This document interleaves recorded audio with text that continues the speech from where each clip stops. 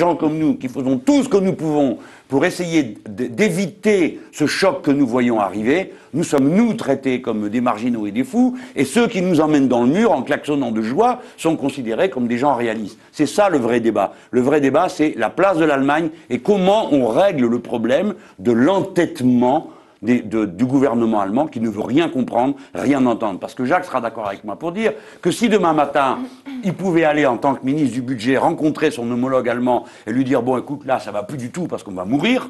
Donc on te demande, 1, la dévaluation, 2, le contrôle d'échange, 3, le protectionnisme solidaire », il range tous ses papiers sur la sortie de l'euro parce qu'il saurait comment faire. Vous sauriez comment faire, Jacques? Mais c'est ça le problème avec toi, c'est que même ça réglerait une partie de nos problèmes. C'est vrai. Ça ne réglerait pas tout. Ça réglerait déjà pas mal. C'est vrai. Mais je pense qu'il faut bien regarder. Nous avons un problème avec l'Allemagne. Et ce problème, il ne date pas d'aujourd'hui. Il ne commencera pas le jour de la dissolution de la zone euro.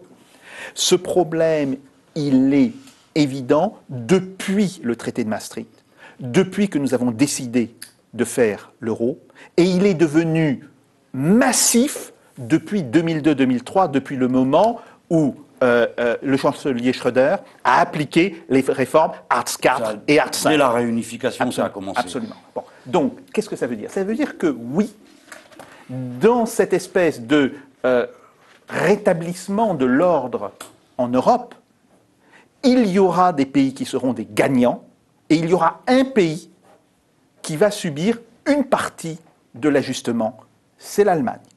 Maintenant... Qui perdra en Allemagne, concrètement? Qui perdra? Quels seront les Allemands qui perdront? Grosso modo, évidemment, beaucoup les épargnants, mais les grosso modo, les épargnants à partir de quel niveau? C'est pas une question de niveau, c'est simplement... Non, c'est le niveau, si vous voulez, ils perdront globalement en termes d'épargne. Maintenant, il faut comprendre une chose, c'est que aujourd'hui, nous avons... Oui, et les salariés aussi. Nous avons... Les salariés aussi. Attends, oui, bien sûr. Nous avons... Pourquoi les salariés? Pourquoi les salariés? Parce que nous aurons une économie allemande qui sera en récession pendant 2 ans. Et donc, ça va poser un problème. Ça va poser À mon avis, plus longtemps que ça. Hein. Non. Parce qu'entre le vieillissement de la population, dans ce que tu décris, la dévaluation chez nous, le fait qu'ils font 50% de leur commerce, 60% avec le reste de l'Europe, ils vont manger bon. Non, là, attends, Vous êtes juste en train de dire que dans votre scénario, l'économie allemande plonge en récession pour une durée indéterminée. Non, elle ne plonge pas. Déjà, elle est en train de elle ne plonge pas dans une récession pour une période indéterminée. Là encore, je demande que l'on soit précis. Bon. On va avoir, c'est vrai, un choc de 2 ans qui sera très dur à supporter par l'Allemagne. Et là, d'une certaine manière, la balle est entre les mains des dirigeants allemands. Soit ils continuent cette politique, et c'est vrai que le choc pourra durer 4 ans, 5 ans. Soit ils conçoivent que ce qu'ils ne gagnent plus en exportant, ils pourraient le gagner simplement en augmentant le revenu de leur population, en acceptant de l'inflation. Et il faut savoir qu'ils seront... Vous dites qu'on a... Donc c'est moi qui ai raison. Vous dites que tu es en train de rentrer dans mon raisonnement. Vous dites qu'on a une période intermédiaire de récession en Allemagne, et nonobstant cette période de récession, on augmente le salaire des Allemands. Non, il dit ou bien on augmente. Ou bien les Allemands continuent sur la trajectoire actuelle. Oui. Et là, ils vont avoir de très gros problèmes. Ou bien, ils sont... Alors, quelle est la situation, par exemple, pour le ministre des Finances allemand? Il voit que les pays qui l'entourent ont dévalué. Donc, ça veut dire que l'Allemagne est en baisse des prix.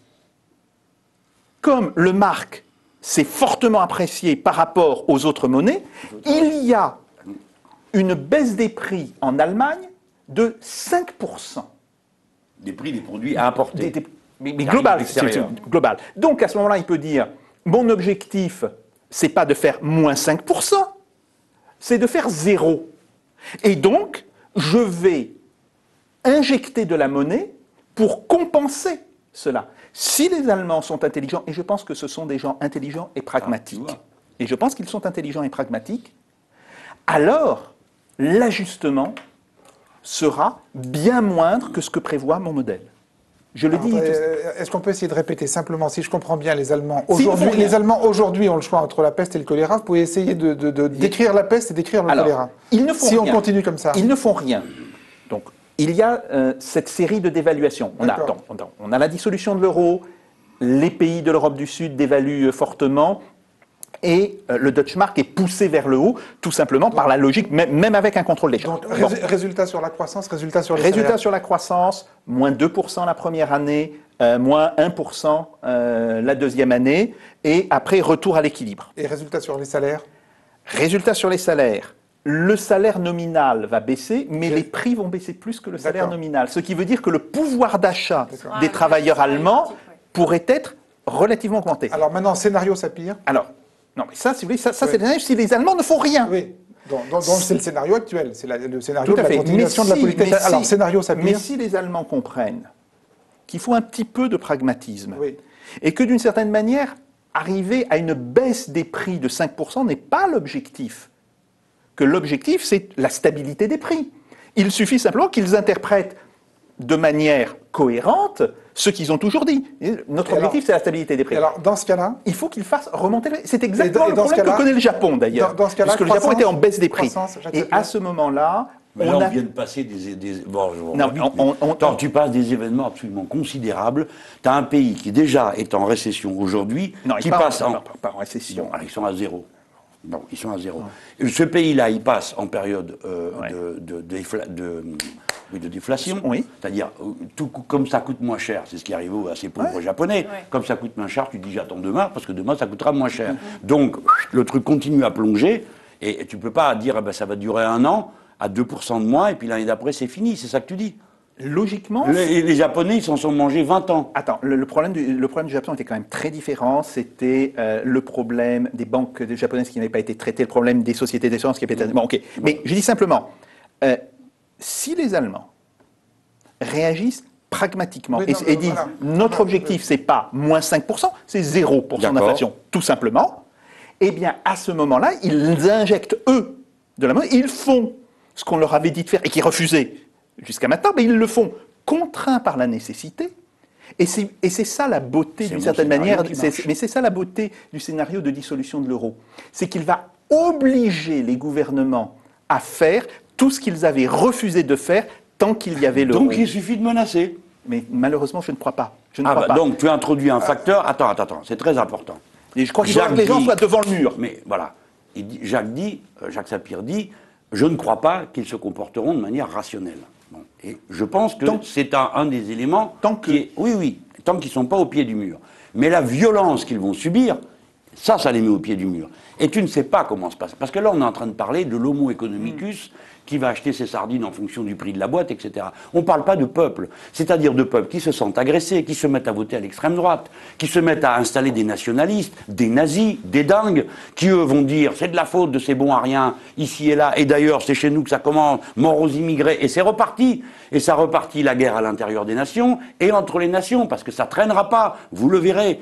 On commencera à dire mais ces Français, ils commencent à nous énerver. Pourquoi? Parce que c'est ce qui s'est passé en Yougoslavie. On avait dit, vous verrez, plus jamais il y aura de problème, la Yougoslavie a existé. Du jour au lendemain où l'affaire a commencé à se déchirer, les Croates et les Serbes ont commencé à se taper dessus, et ensuite la Yougoslavie a explosé. Par conséquent, je dis, moi je ne veux pas jouer avec le feu. Et c'est la raison pour laquelle, alors ça, nous l'avons en commun. Je ne veux donc pas dire que Sapir pousse à la guerre. Nous avons en commun l'inverse, c'est-à-dire la conscience du fait que si on continue comme ça va mal tourner. Pour les raisons que vous connaissez. Parce qu'aujourd'hui, on est dans... Si je vous comprends bien, vous jouez sur l'intelligence des dirigeants allemands. Oui. Et sur ceux de tous les autres Européens. Maintenant, si tout doit sauter... À qui vous allez brosser le tableau apocalyptique que vous venez de nous brosser ici. Exactement. Et que vous espérez convaincre avec ce tableau. Alors, donc, Et je vais leur dire pourquoi nous faisons ça. Parce que nous sommes la France, que nous sommes nombreux et puissants. Et qu'il ne faut pas trop jouer non plus avec nous. Parce que là, on est en train de parler des Allemands comme si c'était voué à la violence. Mais les Français, vous croyez que c'est des gentils ? Et chaque fois que les Français ont été les plus nombreux en Europe, mécaniquement, ça a été rock'n'roll pour toute l'Europe. Que ce soit au début de la guerre de 7 ans, ou quand nous avons été les plus nombreux pendant la Révolution. Donc de toute façon, le résultat de l'activité du peuple français, il est connu d'avant. Et nous ne sommes pas sans moyens. Nous pouvons décider, pardon Daniel, de faire vraiment pour le coup de la géopolitique, mais...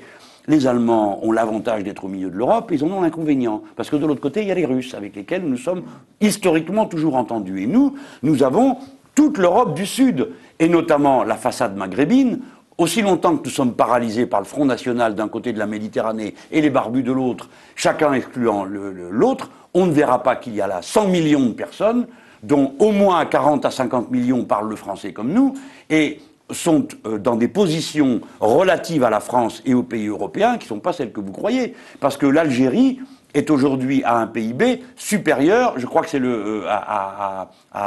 doit être en 13e ou 14e position par rapport à l'Union européenne. Vous voyez, c'est pour vous dire, la France n'est pas sans moyens. On n'a pas besoin tout le temps que les Allemands nous disent c'est bien les petits et faites comme nous.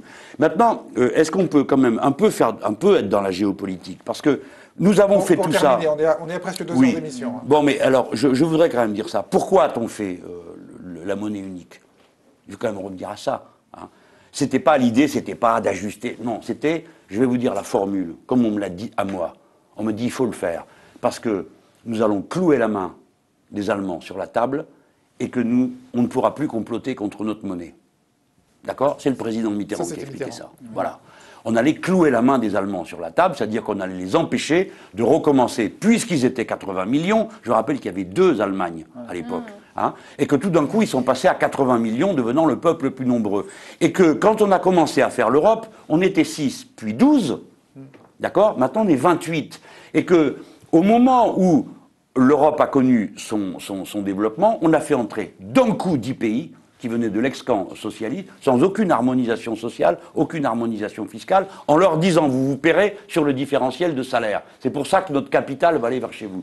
Donc on a aggravé une guerre à l'intérieur du peuple à l'initiative du capitalisme, et qu'a-t-on fait? On pensait clouer la main des Allemands sur la table. On n'a rien cloué du tout. Raison pour laquelle, moi j'ai considéré à partir de là que le raisonnement était faux géopolitiquement, et deuxièmement qu'il était faux parce que le capitalisme a changé de nature, que c'est plus un capitalisme national. Jean-Luc Mélenchon sur le constat, je pense que tout le monde est d'accord, et qu'il a été fait maintes fois de l'échec de l'euro. Quelque chose à ajouter?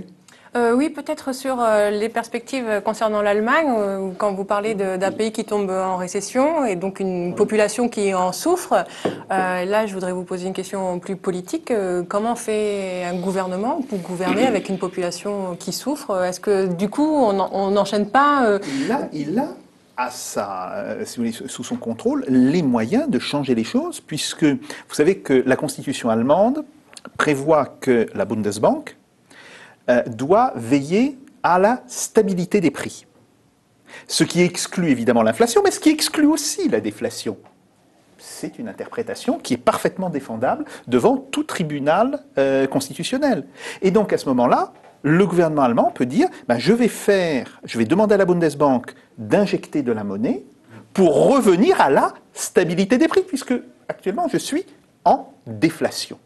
Et donc, il y a tous les éléments qui permettent de penser que les Allemands auront les moyens techniques, les moyens politiques, les moyens constitutionnels de réagir. Maintenant, ce que nous ne savons pas, c'est est-ce qu'il leur faudra attendre un an et demi, ou est-ce qu'ils réagiront 6 mois après la dissolution de l'euro?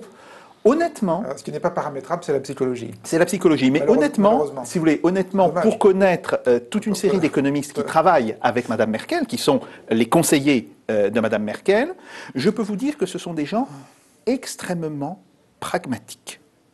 Et donc, je n'exclus pas... Ça nous donne la chance.